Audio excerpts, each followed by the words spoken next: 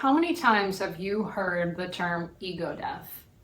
It seems that in most spiritual communities, that is the goal. Kill your ego. That's how to affect spiritual liberation. I'm a therapist that has spent many, many years doing mind work, figuring out how to be friendlier to ourselves, to have that voice inside of our head stop being so mean. And the focus of my work is really on learning how to better work with the ego. And I think the ego has a huge role to play in our collective liberation. And that's what I want to talk about today. What is that role? Because I believe ego death isn't the goal. So I have a few videos on this in the Ego Mind series if you want to check out that playlist, but let's talk about what the ego mind is.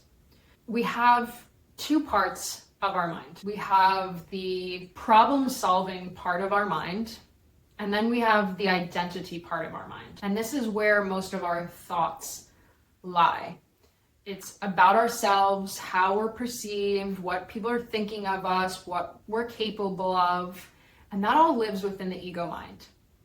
And a lot of our beliefs that live within there, the programming that lives within there, has come from our childhood, from society. And that's what really boxes us into what we believe is possible. But to bring a spiritual lens to this, we incarnate here on planet Earth as human beings with an ego. The purpose of that is to be individual, is to have unique characteristics, unique personalities.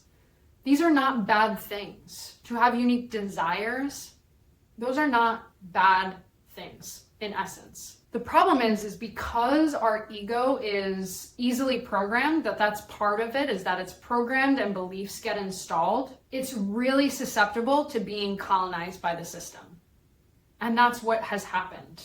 Not only has our individual ego been colonized by the things that we were taught to believe, like our families passing down their own societal trauma to us, then we live within a societal system that is subliminally inundating us with these beliefs of what's possible. That we have to trade our labor for wages, that we can't step outside and be seen for being different because we'll be ridiculed, and on and on and on, the list can go. The ego's role in collective liberation, as I understand it, is to be deprogrammed. That's part of our work, is to go inside of our minds and become aware of all of these limiting beliefs that we have of what is possible, not only for our own individual lives, but for the world at large. Our imaginations have been colonized. We can't even imagine a different world right now. That's the state we're in, is like, we can't even see what could be possible. We can't even believe that anything else is possible. That's how deeply colonized our imaginations are, our ego minds are. And that's for the collective. And when it comes to our individual selves, if you start to think about, living in your purpose or making money differently or living outside of this system, so many negative thoughts come flooding in. We might feel despair. We might feel like it's not possible for us. We're not good enough. We're not worthy. We don't deserve it. All of these things. We come to Earth with an ego, but we are souls with a human body. We are souls with a human body. And we are each individual and unique expressions of God, of Source. And our ego holds some of that unique expression. If we go through the process of deprogramming, of increasing our awareness of these negative thoughts, of separating ourselves from the negative thoughts, and then starting to rewire them, the ego gets to actually serve its role. We have an ego for a reason. Why would ego death be the goal? I've experienced ego death through the use of medicines. I've felt what it is to return to Source, the bliss state, all that is love. It is an intoxicating feeling. And I've also read that not everyone gets to experience that because they might never want to come back here. So if we have an ego, if we are born with an ego, then it must be here for a reason. But in this moment in time, in the great transition, we need to uproot the places where the system lives within us. We can do everything that we need to break down the system, compost it, and create something new. But if we do that from a place of still having these beliefs around scarcity, competition, dominance, violence within us, either consciously or unconsciously, then we will just create more of that. For example, in my early 30s, I was involved in direct action work, and I really cared about affecting change, and I believed that the way to do that was to fight back. I was wholeheartedly in that. I was in that very deeply, in that belief system. In that process, in the work that I was engaged in and with the people that I was engaged with, I had this huge transformative shift. Because often when you are in change work, as far as my experience is, there's a lot of personality in the room to say, a lot of people's egos saying, let's do it my way, it's gotta be this way, that way is not good enough. A lot of infighting happens because everybody in the group is also engaged in the energy of fighting. And when you're engaged in the energy of fighting, you are just creating more of the same that has gotten us to this place. So if you can step back and see, wait a second, what are we actually wanting to create here? I would imagine you might say something like I would say, which is, I want people living in harmony. I want everyone having their needs met. I want us to be in right relationship with the earth. I want to know that things aren't being poisoned. I want to know that everyone has enough. I don't want war anymore. I don't want famine anymore. These things are possible. But if we're engaging in this energy from, I'm going to make war stop by fighting against it, then we are just perpetuating more of the same. If we want harmony, we have to act from a place of harmony. If we want everyone to feel love, we have to act from a place of love. And I think one of the exciting things happening in this moment is that people are really starting to realize that. And if you're here, I think you're starting to realize that too. One of the issues right now about the ego's role is that we have been, for many thousands of years, living in a world completely created from ego. We have let the mind, ego, run the show, individually, collectively. When you think about your own daily experience, how often do you get lost in your own thoughts? Maybe for some of you, they're more positive thoughts about self, right? This colloquial way we think about ego, having a big ego, this and that. But for the vast majority, the thoughts are pretty negative and they are very self-centered. And this is not an attack.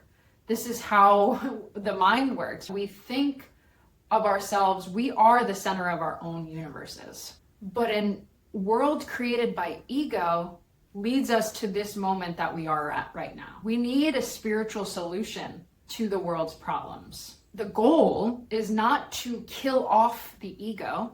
We need to learn how to work with it. So one of the things that I talk to clients about is putting the ego in the back seat. It has been driving the car forever, but it needs to go in the back seat. It needs to be there. Like, we need some critical thought. We need to evaluate things, but our soul needs to step forward. We need to become aligned with our inner knowing. We need to turn inward, because the truth is you have all of the answers that you possibly need. But again, you have been taught to look outside of yourself for all of the answers, even for your own spirituality, right? Like, major religions tell you that you need a priest to get to God. It couldn't be further from the truth. You have the knowledge within you, but we need to quiet things down, turn inward, allow our soul to step forward. And I know that you can hear it. It might just be the tiniest whisper right now, but there are parts of you that step forward and say, this is the thing I want to do. This is who I really am. Those thoughts come up, and then probably the ego mind says, oh, but who are you? Who are you to have those things? How could you ever do that? You should be scared. You can't step outside. You can't be seen.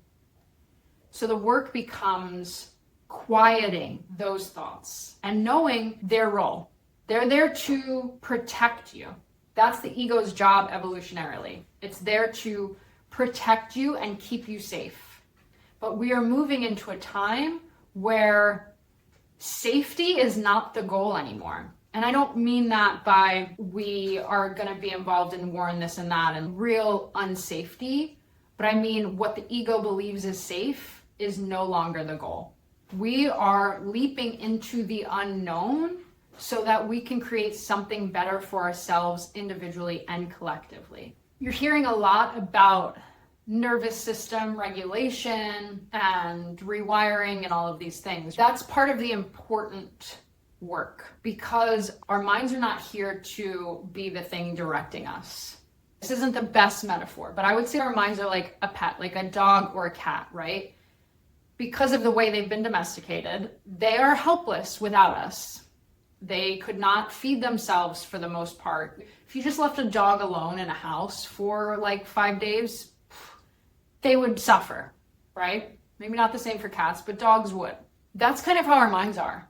They are scared, they're helpless, and yet we're letting our minds dictate everything. Tell us who we are, how we can live, what the world is like. We need to start treating our minds like a pet. Like, oh, I'll help you. Oh, I understand. You're scared. I get it. I have such compassion for you. And I know that you're here for a reason, but I'm not going to let you run the show anymore because there is so much more that is possible for me. Really, the soul lives within the body.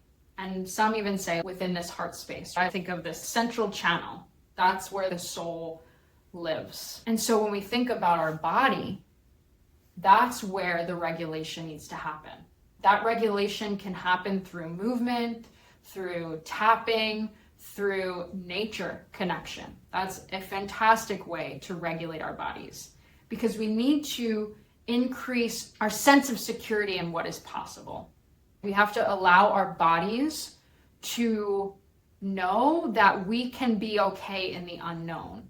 That in fact, the unknown is the most exciting part because that's where everything is possible.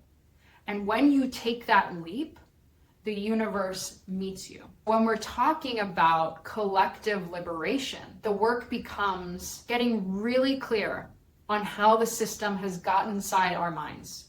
So that's increasing awareness, showing compassion and acceptance, and then rewiring some of those thoughts. And then there's the tuning inward with our own soul's calling, our own desires, and how we can be a force for change for good. And then there's the envisioning. Once we've gotten to that place, we can go back with inside of our minds and start to expand our imagination. What would it look like if this all turned into a solar punk daydream?